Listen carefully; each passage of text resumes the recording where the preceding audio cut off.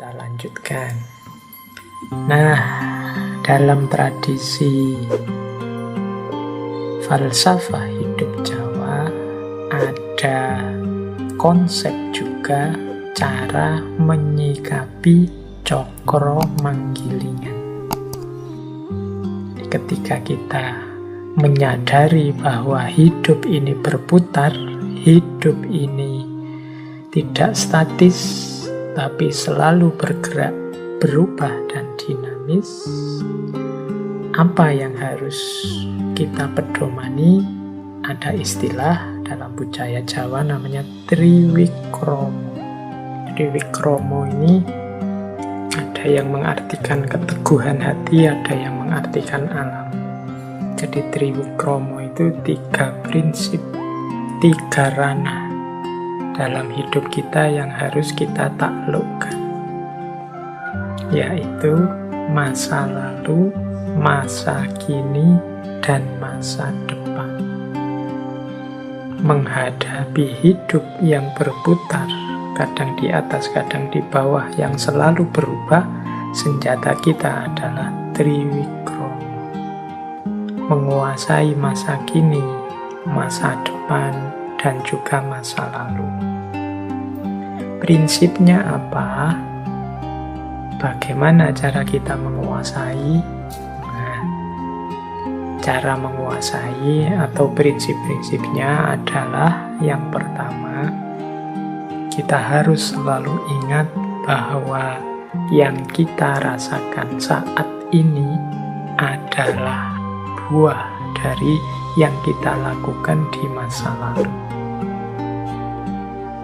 Berarti apa? Kita harus mengambil pelajaran dari masa lalu sehingga kita nanti di masa depan bisa mengalami hal yang lebih baik daripada yang sekarang kita alami.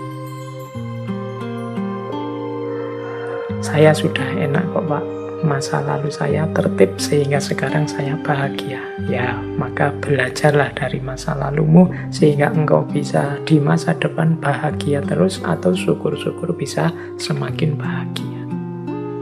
Saya di masa lalu kemarin masih ada keliru-kelirunya, Pak. Ya, berarti buahnya keliru-keliru itu kan engkau rasakan sekarang. Maka lakukan perbaikan saat ini biar nanti kalian di masa depan tidak merasakan buahnya keliru-kelirumu seperti yang kau rasakan sekarang. Jadi itu prinsip pertamanya itu.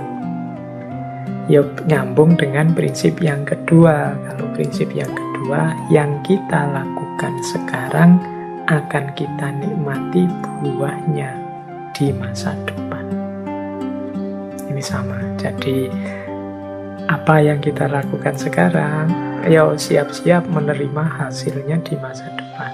Itu kalau diringkas dengan satu kata, Triwikromo itu menaklukkan masa lalu, masa kini, masa depan dengan cara belajar dari masa lalu, memperbaiki masa kini demi lebih baik di masa depan.